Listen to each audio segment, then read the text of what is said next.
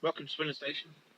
Just before the video starts, I thought I'd give a quick shout out to the Facebook page, the Model Railway YouTube community group.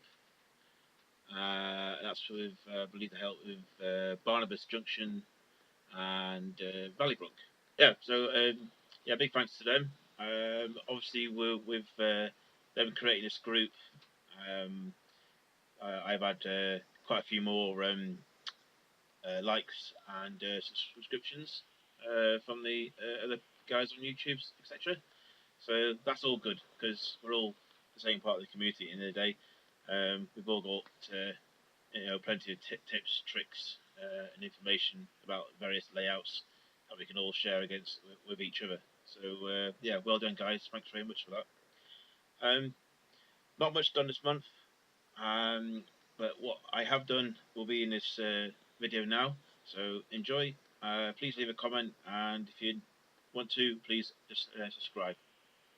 Many thanks. Okay, catch you in a bit. Hello, welcome back to Swindon Station. Just thought I'd give you a brief update on what things have been doing. So, as you can tell, been doing some of this Rockface stuff over on this side of the layout last couple of weeks. And yesterday decided to do the painting of it. So, I think it's come out alright. Yeah, I mean, first time doing this sort of stuff. Definitely worthwhile getting those moulds from Woodland Scenics. Just zoom in a bit more. Sorry about the shadow. So yeah, I'm quite impressed. So what I've basically done is I've had some normal Humbrol paints that I had a little bit left over from, and I picked three colours. One was like, they're all matte. One was like a mattish brownish colour, and what I did is basically put a little bit of that into a small container and watered it down with some white spirit, and then used a sponge and effectively just dabbed it on in various sort of places. And then following on from that, I used a sort of mediumish grey.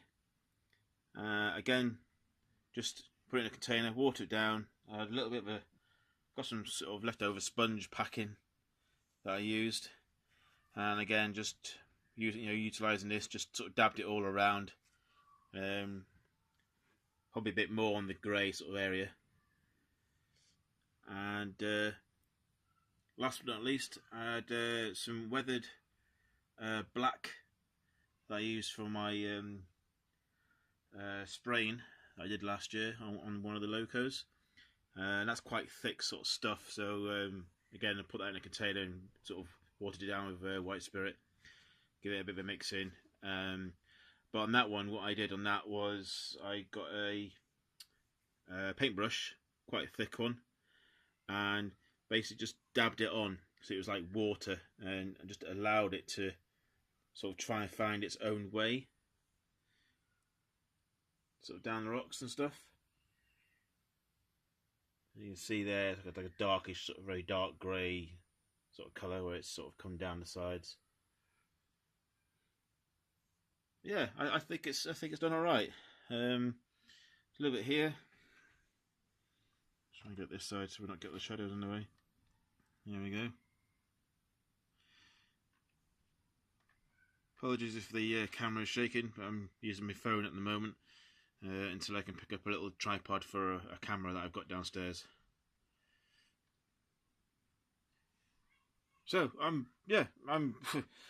well impressed. There's a few little areas where some of the plaster Paris has sort of come through. It's not actually taken with the paint. I can go over those with a thin brush at some point, just sort of blend it in and just sort of finish it off. But yeah, I think it looks quite good. So that's what I've been doing this week, getting all that up to scratch. The fuel depot is slowly coming together. I've made these two fuel containers.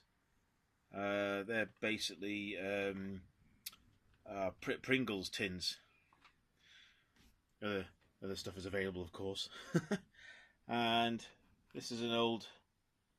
I got this off eBay. I think is it Pico or something that make these. It's like a very sort of old, very basic sort of mold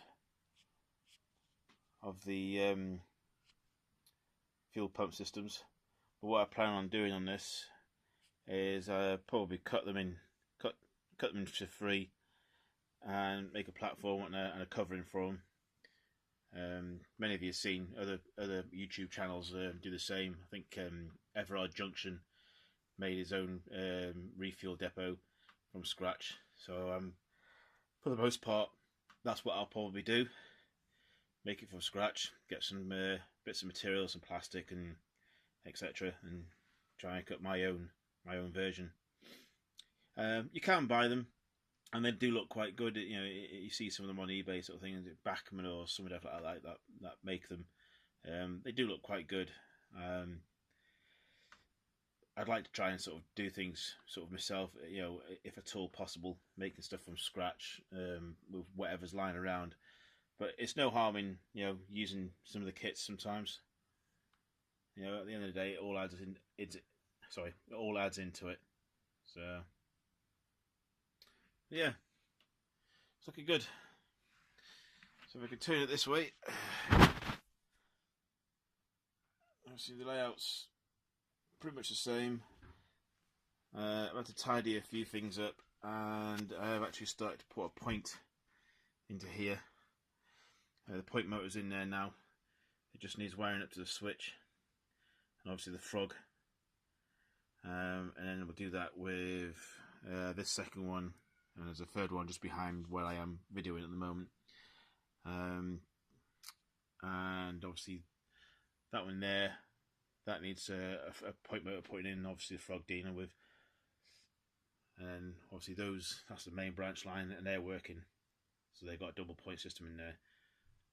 And that works marvellous without a problem. So that's sort of my maintenance and refuel sort of side coming along nice and slowly. And if I take you over to the other side, I'll show you what the other update is. So we're over the other side now. This is obviously the platform one side for Swindon Station. I've been meaning to try and get on with this for no want of anything else, really. You know, it's been like this for probably about 8 months now, and I really do need to try and get some more work done on this. I've put in a couple more of the drain pipes on the other side of the building. I've just got this corner to do here, the drain pipe. And then there's a couple of windows to go on the two sides. They get put in at some point. And then we'll see how we go from there. That's right. So the footbridge.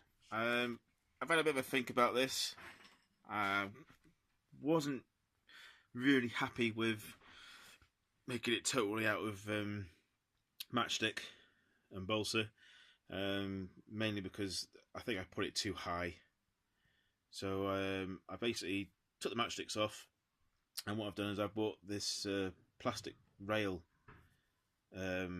kits that you can buy from most model stores, and I basically put that in place and went with some thin balsa for the roofing.